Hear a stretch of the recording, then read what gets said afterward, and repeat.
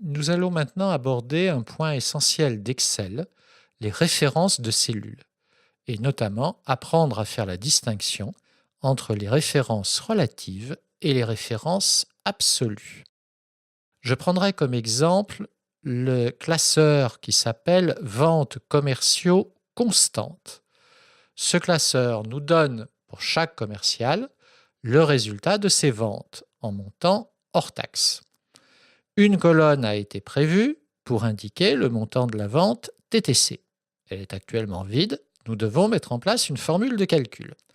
Cette formule devra bien sûr utiliser le taux de TVA, mais au lieu d'indiquer ce taux de TVA à l'intérieur de chaque formule de calcul, nous irons le chercher dans la cellule E3, une cellule constante, dans laquelle nous avons indiqué une fois pour toutes le taux de TVA. Actuellement, en E3, ce taux est indiqué sous forme d'un coefficient 0,2. Je peux sélectionner E3 et il serait plus agréable visuellement de le formater en style de pourcentage. Dans l'onglet Accueil, je prends l'icône style de pourcentage, je la clique, 20%. Je peux ajouter une décimale, une fois, deux fois, et on présente le pourcentage de la façon la plus habituelle possible, avec 2 décimales. Je vais maintenant construire mes premières formules de calcul, et la difficulté sera de référencer correctement la cellule 3, qui doit rester constante lorsque je recopierai la formule de calcul vers le bas. Je me positionne en E6, un signe égal. Je pointe avec ma souris la cellule D6. Lorsque je recopierai à la verticale, D6 deviendra D7, puis D8, ainsi de suite, jusqu'à D15. Par contre, je dois maintenant multiplier par, donc une étoile, astérisque, E3. Je pointe E3. Attention, avant de valider, je dois bien réfléchir. Lorsque je vais recopier à la verticale, la référence E3 deviendra E4, puis E5, etc. jusqu'à E15. C'est tout à fait inutilisable. Lorsque E3 deviendra E4, le résultat sera sans doute vide. Lorsque E3 deviendra E5, nous aurons certainement un message d'erreur puisqu'on essaiera de multiplier un nombre par du texte et ça ne pourra être que faux. Pire, lorsque nous arriverons dans les lignes suivantes, nous multiplierons par 6, 7, 8 et selon les lignes, nous pourrons dans certains cas obtenir un résultat numérique, mais un résultat complètement faux. Donc, avant de valider, je dois indiquer à Excel que cette référence E3 est une constante, qu'il ne faudra au moment de la recopie en aucun cas la faire varier. E3 doit rester E3 jusqu'à la fin du tableau. Un moyen simple, c'est de se faire aider par la touche F4. D'habitude, la touche F4 permet de reproduire la dernière action. Mais là, nous sommes en mode de saisie. Nous voyons le point d'insertion après la référence E3. Il clignote après le 3 de E3. Parfait. Au clavier, j'appuie sur la touche F4. Et là, nous voyons des signes $ qui viennent encadrer la référence E3, $E, $3. Le rôle du signe $ est de figer la référence. Excel n'a plus le droit de faire varier aussi bien la colonne E que la ligne 3. Cette référence est maintenant figée, c'est devenu une constante. Je valide, par exemple par le V de valider, dans la barre de formule. Je recopie vers le bas. Je suis méfiant pour la mise en forme, la petite balise active apparaît, je la développe et je dis bien recopier les valeurs sans la mise en forme.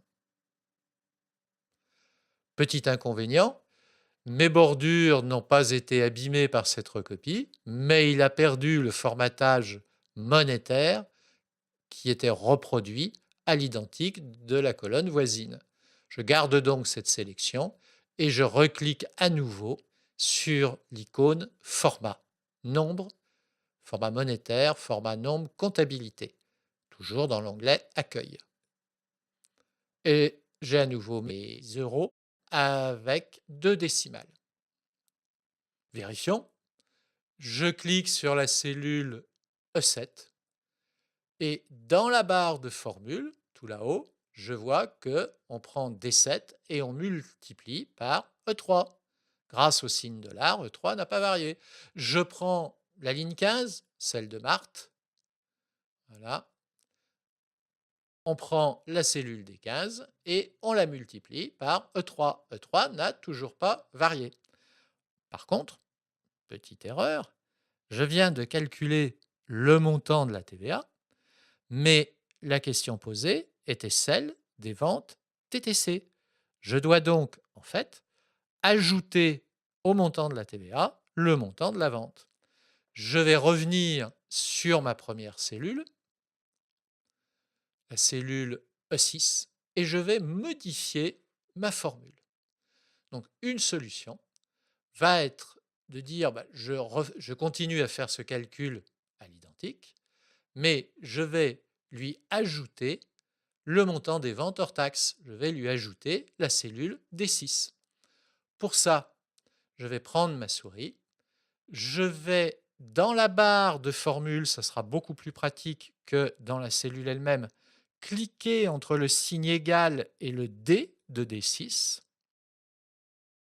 Devant D6, je vais ouvrir une parenthèse et après le 3 de E3, je vais fermer cette parenthèse. C'est une bonne précaution à prendre pour garantir l'ordre des opérations.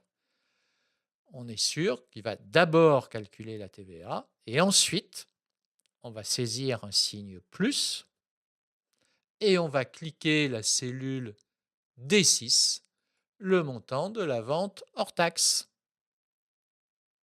Donc, je commence par calculer la TVA à l'intérieur des parenthèses et la parenthèse étant fermée, je rajoute le montant du hors taxe. Je valide par le V et j'ai bien maintenant le montant TTC. Je recopie vers le bas et là, comme je choisis de ne recopier que les valeurs, non seulement je n'écrase pas la bordure épaisse de la dernière cellule, mais cette fois-ci, je garde le symbole monétaire, celui de l'euro, parce que j'avais déjà formaté ces cellules à l'avance, avant ma recopie, dans mon premier essai de recopie. Vérifions. Le taux de TVA vient à changer et, soyons optimistes, le taux de TVA va baisser. De 20%, il passe à 19,6. Je viens dans la cellule E3, je saisis 19, donc le point du pavé numérique 6, et je valide par entrée. Immédiatement, le recalcul se fait, l'ensemble des formules de calcul se met à jour. Donc, utiliser une constante comme nous venons de le faire permet d'avoir un tableau dynamique dans lequel nous pouvons à volonté et facilement faire varier cette constante et remettre à jour la totalité du tableau. Tout ça grâce au symbole $.